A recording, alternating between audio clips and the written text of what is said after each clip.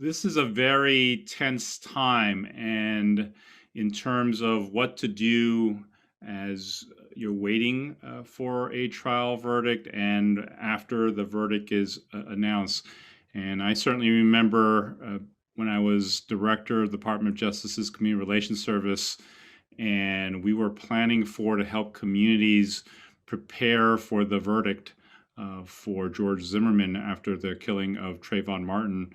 And certainly things we talked about with leaders it was important to talk to each other. It was important to communicate in terms of understanding both what community leaders and what nonprofits and what police were all ready to do, and to get, and also very importantly, to take the pulse of the community, and certainly talk to the folks that you know, right? It's a time where you want to talk to people that you know, but they also have networks. So I think it's being able to ask the people that you as a leader know to then talk to their folks, because they'll know folks who may have a different perspective. And I think it's really important to take the temperature of folks. Depending on on the magnitude or the concern, certainly having important leaders come together to sit down and to walk through different scenarios. What if something happens, to making sure that they're ready. I think can be really helpful as folks are waiting to do that before something happens, right? It is thinking through some of the worst case or at least difficult scenarios that the community might face, and I think that will pay lots of dividends. I think it's certainly important to think through things like the communications channel. How will communications happen? How will the public be communicated to? That's crucial. Another part of that, I think, is rumor control. There are going to be rumors on social media, people talking to each other. How will that be dealt with? I do know. I was just talking to someone in a community near Minneapolis, and I should say that it was actually a neighborhood in Minneapolis. And I won't say which neighborhood, but they have people who are living throughout the neighborhood who will be on Slack together, and they're going to use that as a rumor control method. And people who will be directly saying, here's what's going on. They're going to ask people to check the rumors. If there is rumor, put it in the Slack, and let's see if we can verify it, validate it, to help create better communication within that neighborhood here, and to report concerns that they're having around safety to police or to FBI there as well.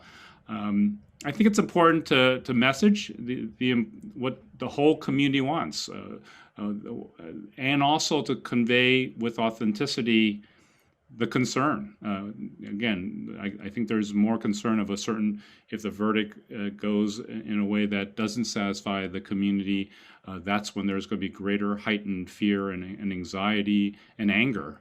And I think it's important to acknowledge that as well as they can in a full, authentic way as a method of going forward as well. So I think preparation and trying to be as calm as one can be, but also recognizing that's going to be important to be a leader, to talk to folks, to help calm folks, and to share authenticity as you do that. At the conclusion of the Chauvin trial or any incident in your community, the first thing you want to do is identify, set, and then manage your expectations. What might the community see as a police response, as a city or governmental response, or even as your organizational response? How have you identified those expectations? When you're thinking about the expectations, we also have to think about how they're communicated out and the role that you'll have in that communication, giving the message out to the community. Should they expect to see something on a Twitter account, a Facebook account, Instagram, or is there going to be a more formalized statement through press conferences?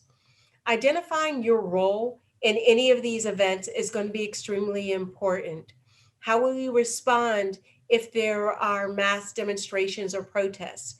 Will your business and your operations continue as usual, or will you be able to adjust and be much more nimble and respond to the events of the day as they are slowly unfolding? As we think about a more global society, we have to think about our abilities to be extremely nimble, to be extremely flexible, and also to use our agency, both personally and professionally, to continue our operations as we move towards a more socially just society. If you have any questions about these type of events, always reach out to the Divided Community Project, and we will give you the resources that we have available with expertise as well. The question of what we can do at the 11th hour for a verdict that's due out, in the next day or so, doesn't have an answer. It's not possible. So there's no answer to it. I think people can think of a number of things to diffuse, or distract. But they're like little interventions that you might be able to do. And I think the checklist that was shared has a lot of those kind of things. Yeah, I'll tell you that my major concern is that the events that take place, we think we know what the course of it might be, either celebratory or disappointment. I think there's some other potential options that when we look at days 1, 2, and 3 that follow the verdict, those may become very different days. If I go back to 1992 in the Rodney King trial of the LAPD officers, the first day was outrage and anger directed at law enforcement. The second day became, Korean merchants on rooftops with lawn guns defending their businesses.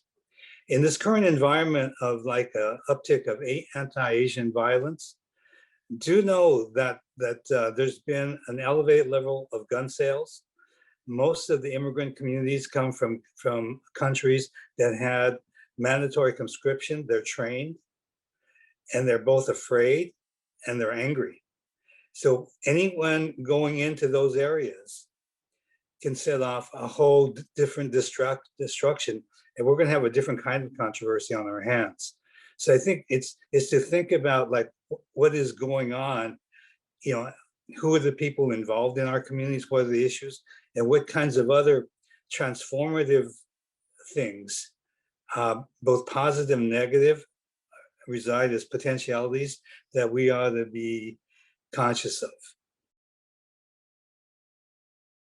A few things, the pointers that I would offer in going forward. The first one is from the local government perspective, is have a presence in your community, and understanding that everyone can do that, but you should have key people that I call part of your crisis response team that should be there because of their contacts and connections within the community. They need to be utilizing that relationship that has been built with the community. Kind of second, I would say from the local government perspective, there's a need to take care of home so that you're also addressing your staff's needs in terms of where they are, how the situation is impacting them. As you want to get out as much correct information as you can to everyone, including local staff, because your staff is part of the community, and very often that community will look to staff unofficially to get some indications of kind of how things are moving in City Hall. So that's very helpful to have them, if they're going to be tapped, and it may be knowingly or unknowingly, that they have correct information to get that information out. Also, I say look for the opportunities to, as I said, I started with being visible, active in your community. The community is meeting. There are meetings that's taking place on an ongoing basis as you go through these types of crisis situation. Challenge is if you have those contacts will let you know where those meetings are, and feel that you can go to those meetings. And if you're not wanted, they will let you know that you're not wanted. But if you're there, sometimes it's seen as that there's an interest, that you care about what's going on. And that's what people want to know, is that you do care. So, and looking for ways to help. You're not coming in with your magic wand. You're not the magician. You're not going to fix everything, but you're willing to listen and to take that information back to others in terms of what could be possible solutions, directions, or ways to go in terms of what the community, what the people are saying. And you weigh that. So if can couch it in those points, be active, be visible, an active listener. Don't go in with solution in hand. You know, you just can't fix this. It's not that simple, but you can listen and you can collaborate and you can work with the community. That's a start. I think once you start that process and the community comes together, you minimize the when you hear those are the outsiders. That's not us. Those are others that's coming in.